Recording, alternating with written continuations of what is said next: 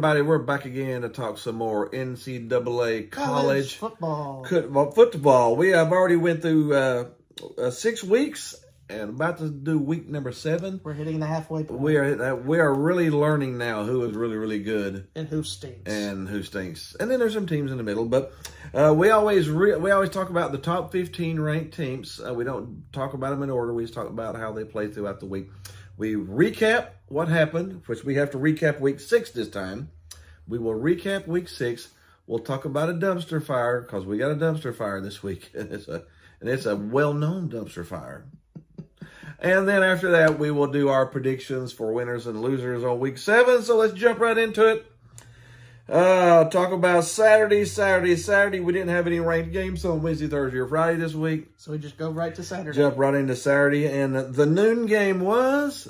Tennessee, number 8 in the country, goes to LSU and cooks up some butt kicking on the Oh, road. my goodness. Number 8 Tennessee took on number 25 that LSU. That was a butt kicking of epic proportions. 40-13. Tennessee was good from top to bottom.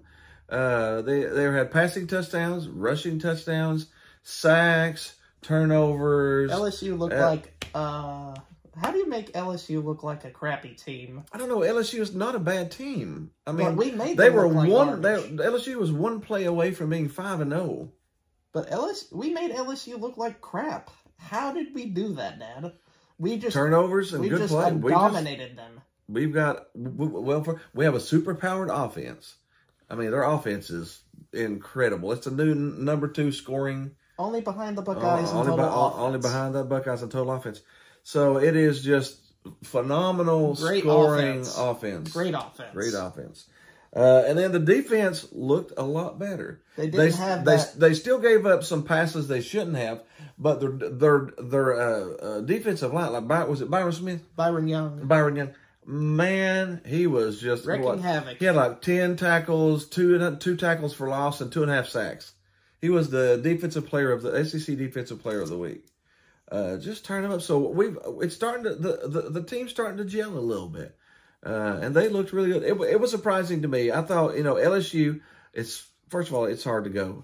The Tigers have won 8 straight noon games there. So if people were talking like, well, it's a noon game, they got a better chance. No, LSU had actually won 8 straight noon games. It's a tough environment to go to. And Tennessee just whipped them. Just plain out whipped them. So it was surprising to me that the Tennessee team's maybe a little better than what I thought. I thought maybe up to this point we were maybe flying high above the clouds. Flying a little high above the clouds. But honestly, we look like one of the better teams in the SEC. We look like a top 10 team. Now that we're gonna have to enhance our play next week. Now it gets a little tougher. Coming into the next 4 weeks. As the meat of the hamburger. We went through one bun. We're about to hit the meat, and then we'll go out the other bun later. But it's about to get to the meat of the season here. Yeah. We'll go ahead and jump on to number 4, Michigan, going to Indiana. Pretty easily, 31-10. The only negative in this game was the Michigan coach having a seizure on the sideline. Prayers to him. Yeah, prayers to him. It was one of the coordinators, wasn't it? Mike Hart, the running back coach. Yeah. So prayers for him, and Michigan held score just like they needed to, 31-10. We had number 2 Georgia taking on Auburn. Brian Harsin is a lame duck coach. I'm surprised. And he's running a lame duck ship. I'm surprised he's not already fired. Why is he not fired? They must owe him money, or he must have some pictures back there or something. He's got some pictures of one of the ADs. I hope something's wrong because that was a 42-10, just like we thought. Just like we thought. And Georgia just whipping them up front, in the back end, on the middle end, on every sideways. They ran all over them. It was everything they didn't have to pass. No, because they ran the ball. No, they ran all over them. Yeah. We had Texas Tech, which was only a 1-loss team, not a bad team, going to Okie State. It was a tough game. Number 7, Okie State. Okie State won 41. Oklahoma State scored each of the last 16 or 17 points to win. Yeah, Okie State may be the best Big 12 team left. Possibly, because they got the Horned Frogs next week. We will find out next week when Okie State plays the Horned Frogs. We had number 11, Utah, going to LSU. Maybe crackers may not be too stale out there. UCLA got out the whipping chair. 42-32. UCLA might be better than we were thinking also. Chip Kelly's not a bad coach. He might finally get some flavor in those chips. Have the team where it's a pretty good team. It took him long enough. Took him long enough. I think he had to make a whole new bag of chips. But those bag of chips taste good, don't that's they? A good bag of chips right now. We had Ohio State taking on Michigan State, beat them at 29. We knew that. Michigan State's horrible. And Ohio State is good. Ohio State, he threw like 6 touchdown passes and then sat down, I think, the quarterback. Maybe they just need to be put in a different conference at this point. Maybe they need to consider putting Ohio State in a different conference. I would love to have Ohio State in the SEC. Come on over. Come on down to the big boys down here and let's play. That would be fun. But, that was annihilation. Yeah, we had number 9. That's right, number 9, Ole Miss, taking on Vandy. Vandy looked good for the first half, and Ole Miss not the second half. Took a whip to their butt. 52 just whipped them over and over. 52-28. I think Vandy was happy getting to halftime at a decent score, and they left. And the lane train just ran all over. Ole Miss just beat the second, third string people, I guess, in the second half because the first team just left at halftime or something. Because they did not show up in the second half. Ole Miss does situate themselves in the pole position. Yep. Ole Miss is a very good team. Mississippi State's a very good team. Alabama's a very good team. Those are your top 3 teams in the West. Are the 2 Mississippis. And Bama. Of course, it's Bama. Or Bama. We had number 5, Clemson, take on a really bad Boston College. Beat them 31-3. And that was exactly what they needed to do. Yeah. Good teams take care of bad teams. That's exactly what they needed to do. We had Washington State go to USC. USC won 30-14. It wasn't an overwhelming win, but Lincoln Riley got Washington State going. Washington State's not a bad team either. They're not bad. So 30-14 is a pretty good win there. Oh, poor Kentucky. South Carolina went to Kentucky. Kentucky starting quarterback is out, which is supposed to be like a top 5 draft pick, maybe as a top 5 quarterback in the draft. He was out. The freshman backup quarterback came in, and man, it showed. South Carolina won 24-14. If that's going to be his successor, then they better hope they get somebody else. They might want to, try to train him a little better. Because that backup looked bad. He did look bad, yeah. And South Carolina still won with Spencer Rattler having just as many touchdowns as he has picks. Yeah, when you lose to Spencer Rattler, Spencer Rattler's not very good. We had Army at Wake Forest. Army is, I love Army's team, but they're not very good this year. Salute to the armed forces. Salute to the armed forces, but they lost 45-10 here. Overmatched by Wake Forest. Wake's a pretty good team. Yeah, they won 45-10. We had Texas A&M go to Alabama, and one of the worst play calls I've ever seen in my entire life.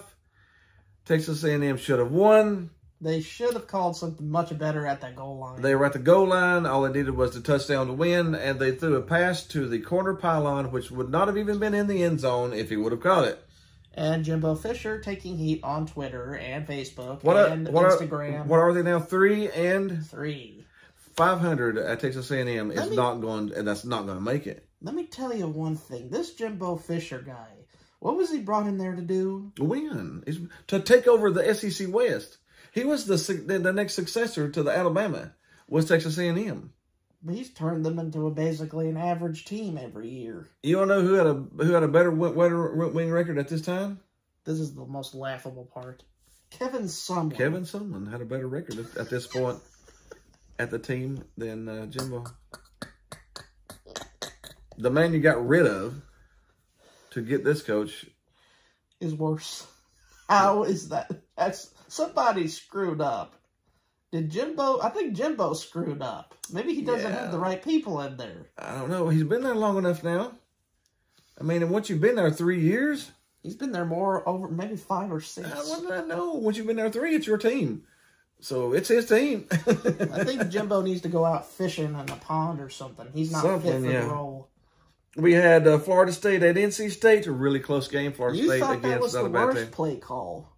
Remember that last one? That was, man, we had some bad play calls. But Florida State was closing in for the win and the upset on the road. All they needed to have was 3 points. And they pass the ball, and it gets intercepted. What in the world were you thinking? All you got to do is just run the ball, kick the field goal. That is the derpiest play calling I've ever seen. Run the ball, kick the field goal. You're close enough to hit the field goal. Run the ball, kick the field goal, and you win. You lost. That is brain dead levels. You lose 19-17. So you don't know who made the worst call, Jimbo Fisher or Mike Norvell. Or Mike Norvell. Both of them are really bad. That's why you're losing. Is some of the worst calling I've ever seen. And you wonder how in the world, what goes through your mind? Why do you throw a 40-yard pass on 4th and 1? Why do coaches do that? When you get field goal range, why do you throw the ball? Well, why don't you run the ball, get a closer field goal and kick the field goal? Short circuit of the brain. That's the only explanation. I just understand that. We had number 12 Oregon at Arizona. Oregon looked fantastic, 49-22. And Oregon looks pretty good after that Georgia loss, huh? They do. Oregon's not a bad team. It's going to be fun to see who wins. How the Ducks perform. Yeah, they've always been a consistently good program. We got UCLA, USC, Oregon, and Utah out there. Pac-12 representation. Pac-12. So it's going to be fun to see who comes out of that as the champ. All right, that is our recap of Week 6. Now we got to talk about a dumpster fire, and we got a good one this week. Check him out. Dumpster fire of the week. Yeah. And our dumpster fire is Oklahoma. Oklahoma Sooners. The Red River Rivalry, which is the most important game if you are a Oklahoma or a Texas fan. This was no contest. 49-0. And they've give up 114 points in 2 games. And as I said, again, this is the worst loss in the history of Oklahoma, Texas. In Oklahoma football, period. Ever. Yeah, but this is Texas. This is your rival. Ever. You've never lost 49-0. If this is what you're going to look like going into the SEC, then you better pray for a bowl game. They had, God, I can't even say it. 39 yards passing for the game. How can you have 39 yards passing in a football game? 39 yards passing. That is blasphemous. That is atrocious. What in the world? That's unspeakably 39 yards passing. I thought it was bad when I looked at the score, but I didn't think it was that bad. It's that bad. It is so bad. It is so bad. The quarterback had 39 yards and an interception. He was 6 for 12 for 39 yards and a pick. He completed 6 passes the entire game. In 4 quarters, that's 1.5 pass completions every 15 minutes. Goodness gracious, that's bad. And let's not forget the piece de resistance. The crappy, the fake punt or whatever it was. Yes. Oh, my God. Eric Gray does a pop-up pass and throws it right to a longhorn. Oh, God, that was horrible, yeah. There was like 3 longhorns there, and he just jumped up like a gopher and threw it right to the Texans. Horns up. Horns up. They beat the doors off of them, man. My goodness, the wagon just fell over big time. That was, I said, the horse is dragging that puppy across the field. There ain't no wheels left on it. It's gone. No wheels on that wagon, baby. It's toast. You're talking about a dumpster fire that just happened overnight. Yeah, they're 3-3 now. They started out 3-0, and now they play like absolute garbage. Lost 3 in a row, and the last 2 they give up 114 points, and the last one you lose 49-0. They played like absolute garbage. Garbage. And I thought coming in, Brent Venable coming in from Clemson would be, maybe Dabo is that good. Maybe it wasn't Brent Venable doing anything over there. Because, man, Either that or this is just not his style team, and it'll take him a year or two to get rid of the players he doesn't like and build the team the way he wants them. But there's no excuse for giving up that many points in 2 weeks. No, giving up 114 points as a defensive coach coming in. That's a disaster. No. But having 39 yards passing, I think I personally, in my 54-year-old body, could have called my own plays and went out as the quarterback and threw for more than 39 yards in 60 minutes. Oh my gosh. Bad. That's bad. All right, let's go ahead and jump into our let's go picks. Let's go from an awful team to two good teams. Sorry. Yes, we'll go ahead and start out with Tennessee just because we want to. I know they don't play till 3:30, but we're going to talk about them first. We got the game of the week. Number 3, Alabama. Number 6, Tennessee. At number 6, Tennessee. The third Saturday in October, a rivalry between two fan bases that are well accustomed to each other. ESPN Game Day is going to be there. In Knoxville. SEC Network is going to be there doing their show in Knoxville. And this is the CBS 3:30 game of the week. You better pray you get out of traffic out of that game. Yeah, this is going to be probably the most hyped, biggest game in a long time. In a long time. I love me some Tennessee. Alabama's favored by 7.5. Depends on who plays for Alabama, really. If they got Jalen Milroe, Tennessee has a chance. Yeah, I think Tennessee's got a chance to win if he plays. And honestly, even if Bryce Young comes, is he 100%? Is he 100%? Is his shoulder good? Is his shoulder good? Does a hard tackle take him out of the game? Possibly. You just got to be careful. With that, I would probably have to go Tennessee plus 7.5, just because I don't know. Because we know Tennessee doesn't have a recent good history with Alabama, but Alabama's been Alabama. Yeah, but I mean, when's the last time Tennessee was 5-0 and beat 3 ranked teams out of the first 5 games? It's been a while. I mean, I think Tennessee looks as good now as they did back in 2007. In 2007, they went to the SEC championship game. So, with the defense coming around last week and only giving up 13 points at LSU against that offense, I'd love for them to win, but I just don't think they're going to win. But 7.5 points is a lot of points when it's probably going to be a 31-24 game. I think that's the most. That's 7. You've got 7.5. So if it's a 31-27 game, which is probably what I'm going to go for, that's a 4-point game. So Tennessee plus 7.5. That should be right on, I think.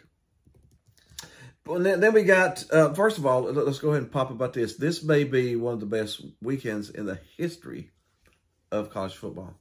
Only the second time in the history of college football, we have 3, count them 3, games that are 5-0 or better matchups. Second time in the history of college football, we have 3 of them. Well done, scheduling committee. Well done. Alabama, Tennessee is the first one. The second one is Penn State against Michigan. At Michigan. Big Game James against Bigger Game Jim. How about that? We got the big game matchup. This is going to be a big game. Yes, it is. It's actually really is going to be a big game. It is a big game. It's 5-0 Penn State at 6-0 Michigan. Michigan's favored by 7. Isn't it wonderful? We got the meme matchup. Yes, we got we got the Big Ten meme matchup. That's funny. I would probably have to pick Michigan. I think Michigan's the better team. Michigan's favored by 7. I got to take Michigan. Want to pick the Wolverines? I'd probably pick Michigan too. Yeah. I just think that they're a better all-around team right now. They may be better than Ohio State. Possibly. We'll have to see. We'll have to see when that time comes. We got Auburn at Ole Miss. Ole Miss. We'll run them over. Yeah, they're favored by 15. I think they win by more than that, to be honest. Ryan Harsin, it's time for him to go. Once he loses this game, 38-17, he ain't gonna be employed. He ain't gonna be there anymore. No. Okay, we got Vandy at Georgia. What does Georgia usually do to Vanderbilt? Beat them by 40. What do you think is going to happen now? We'll probably beat them by 40. There you go.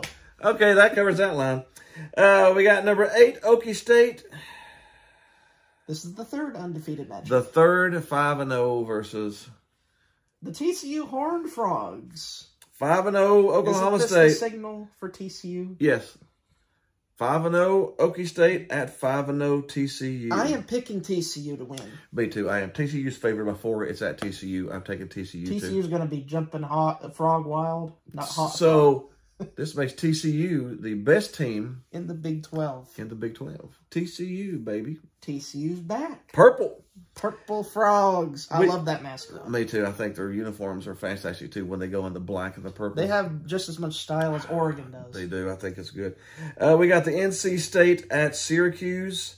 This is really close. NC State's 5-1. Syracuse is 5-0. We got some highly ranked games. Some good games. Syracuse 5. Did I say that right? Syracuse is 5-0. Well done, Orangemen. Hey, how about some Orangemen? This ain't basketball either. This is football. This is the football team. This is the best they've looked probably since Donovan McNabb was there back in what 96 or something. Back when Donovan McNabb was there. Yeah, it's been a while. Syracuse is actually favored by 3.5. You know what? I'm gonna go. Okay, let's go Syracuse. I don't. Why not? I honestly haven't watched Syracuse this year, so I don't know how good they're gonna be. But they're at home, 3.5. I'll take it. We got number 4 Clemson at Florida State. This could be the upset of the week. With Mike Norvell as the head coach, I doubt it. I doubt it either. Clemson's favored by 3.5 at Florida State. I'd probably take Clemson, although there's an upset smelling somewhere in this week, and that could possibly be it. Or this last game we talk about could be it. I think one of these 2 games gets upset. Number 7 USC at number 20 Utah. I'm going to pick USC here because they've looked better. Yeah, Utah's favored by 3.5. So you got USC plus 3.5. So I'm thinking either Utah beats USC or Florida State beats Clemson. I'm thinking one of those 2 may actually happen. But that is it. That is college football for week 6 and our predictions for week 7. We hope you have some fun with us. Have some fun over in these games if you're planning on attending. Oh, yeah. Have some fun. Be safe. And hit the like button. Hit the subscribe button. Leave a comment. Share us with your friends. Hit the Groovy Baby button. And we'll see you next week for some more college football. Don't drink and drive, kids. No, never do that. See ya next week.